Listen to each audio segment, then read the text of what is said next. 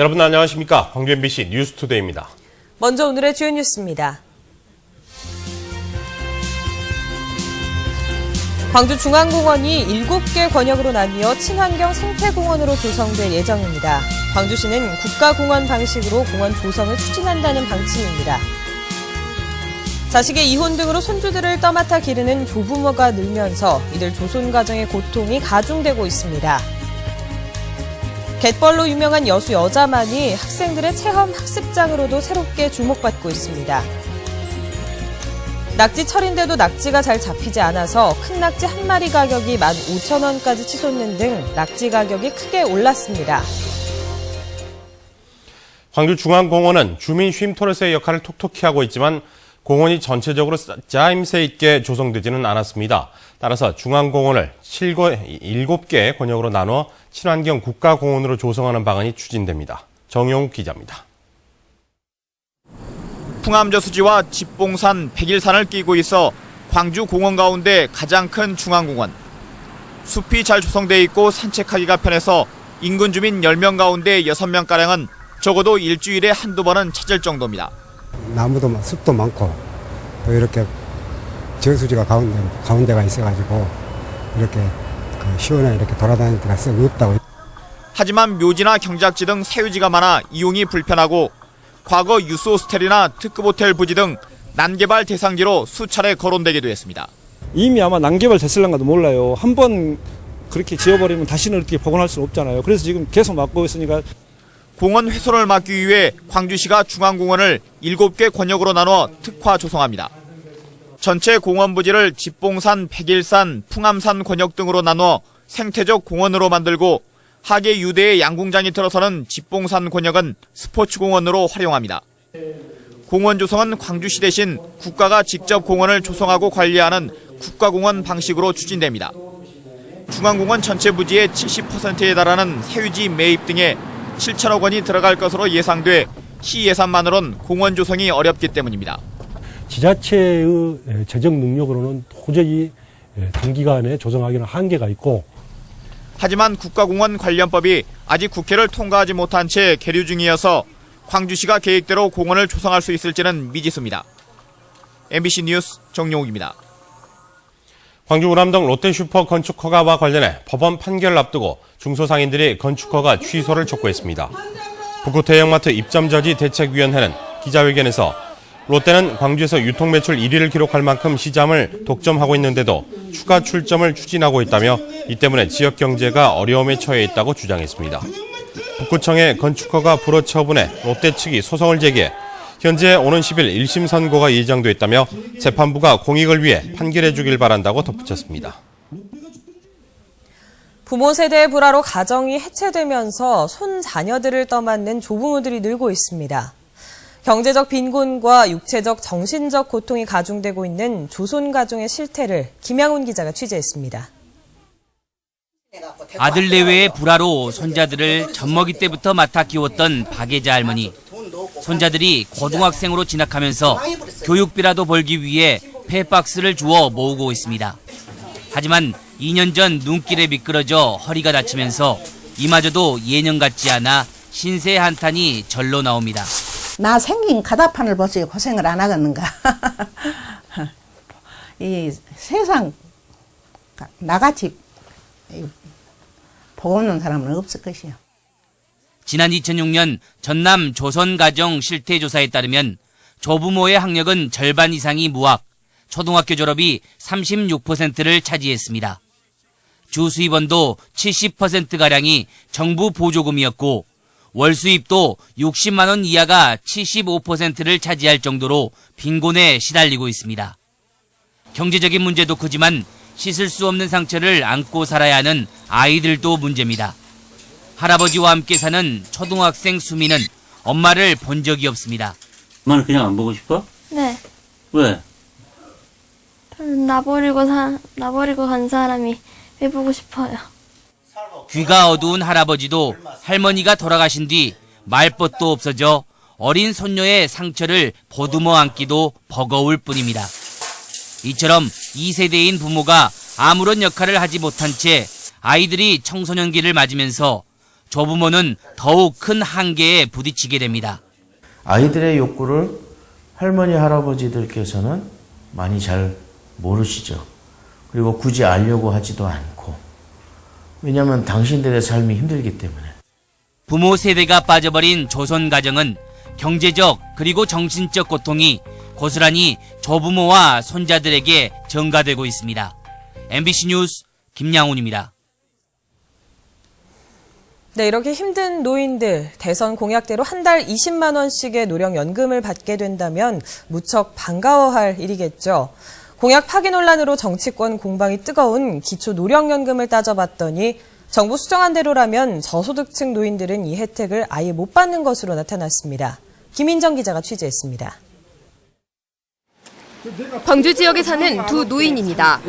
차상위 계층인 69살 고재춘 씨의 한 달 수입은 월 60만 원, 소득 30만 원에다 매달 기초 노령연금 9만 원과 국민연금 21만 원을 받습니다. 기초수급자 71살 박재명 씨의 한 달 수입은 이보다 조금 적어서 46만 원의 기초생활수급비가 전부입니다. 그렇다면 기초노령연금 수정안이 적용되는 내년부터는 어떻게 바뀔까? 차상위 계층인 고 씨는 기초노령연금 20만 원 전부를 받아서 총소득이 11만 원 늘게 되지만 기초수급자인 박 씨는 이 혜택을 받지 못합니다. 박 씨도 기초노령연금을 신청하면 받을 수는 있지만 더 받는 만큼 기초수급비를 토해내야 하기 때문입니다.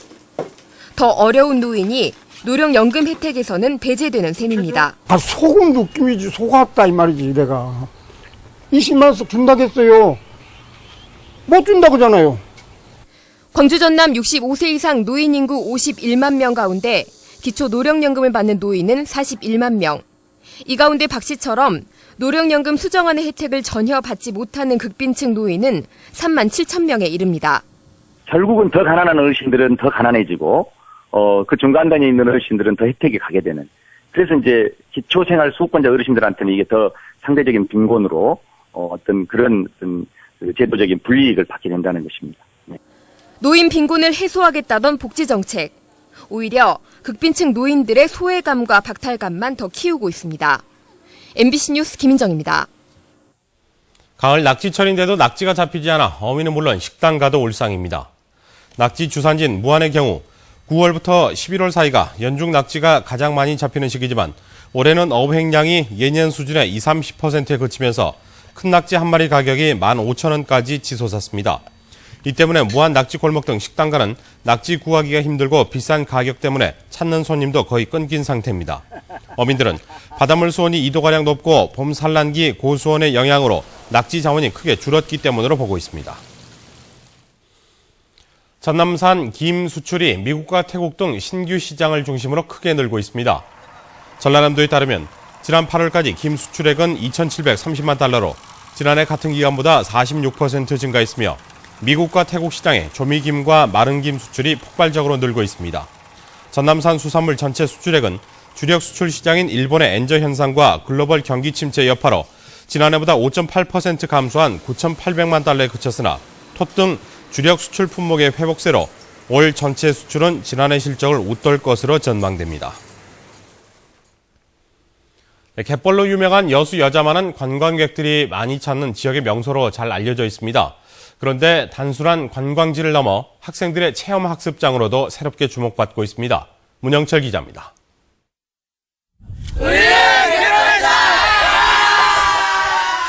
딱딱한 교실 의자에서만 생활하던 학생들. 하지만 오늘은 학교를 떠나 갯벌로 나왔습니다. 끌고, 타고, 넘어지고.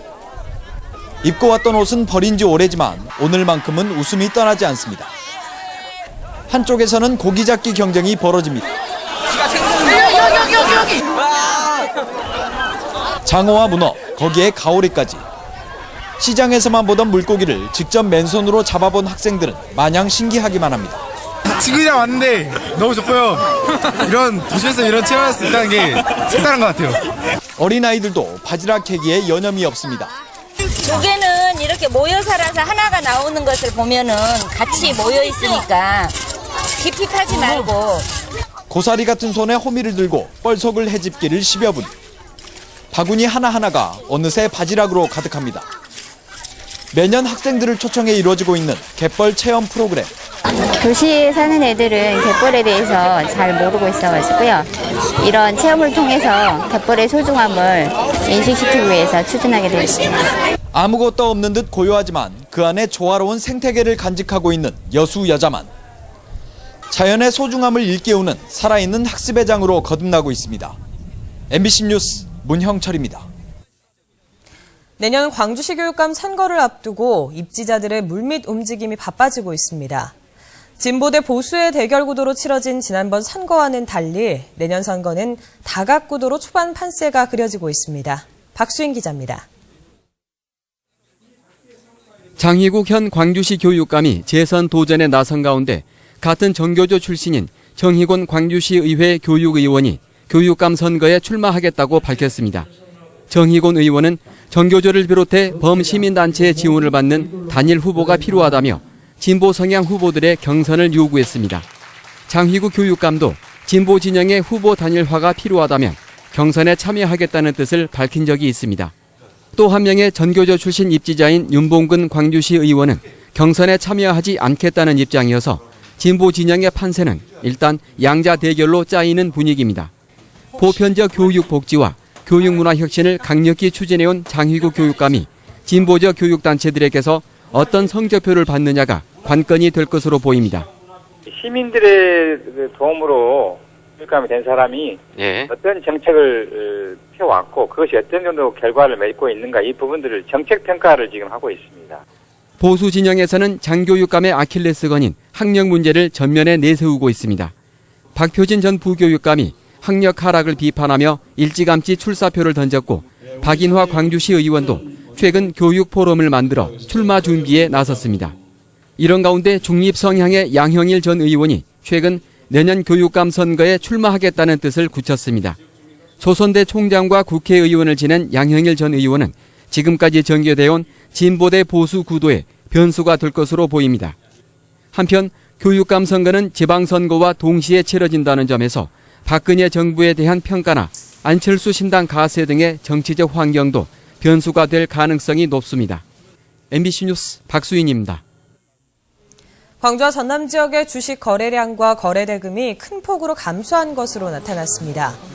한국거래소 광주사무소에 따르면 지난달 광주와 전남 지역의 주식 거래량은 2억 7,990만 주로 전달보다 29.72% 줄었습니다. 거래 대금은 1조 9,545억 원으로 전달에 비해서 23.13% 감소했습니다.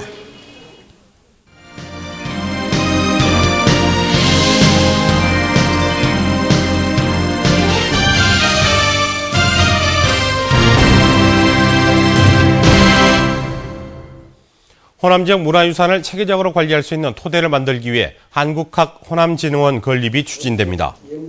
광주시 의회 송경정 의원은 고문서와 서화 등 문화유산을 관리 보존하고 문화수도에 걸맞는 위상을 갖추기 위해 한국학 호남진흥원 설립에 관한 조례안을 발의했다고 밝혔습니다. 이 조례안에는 호남진흥원 설립의 목적과 법인 운영, 사업 방향 등에 대한 내용을 담고 있습니다. 광주문화재단과 광주세계문화축전추진위원회는 오늘부터 사흘 동안 금남로 일대에서 민족의 노래인 아리랑을 소재로 함께 어울리는 시민 한마당인 제2회 광주 세계 아리랑 축전을 개최합니다. 이번 축전은 오늘 금남로에서 열리는 야외 행사와 내일과 모레 광주문화예술회관 대극장에서 선보이는 뮤지컬 빛골 아리랑 등 다양한 볼거리를 제공합니다. 2013년 국제광산업 전시회가 김대중 컨벤션센터에서 개막됐습니다.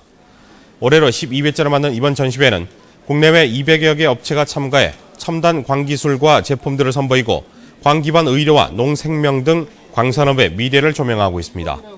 또한 일본과 독일 등 27개 나라 100여 명의 해외 바이어들이 참여해 활발한 수출 상담회가 진행되고 있습니다.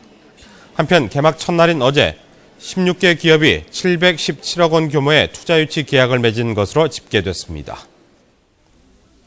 전라남도가 벼 수확기를 앞두고 사료작물의 적기 파종을 독려하고 있습니다. 전라남도는 올해 가을 사료작물 6만 헥타르 파종 계획을 세우고 이탈리안 라이그라스 등 사료작물 종잣값의 30%를 지원하고 있다고 밝혔습니다.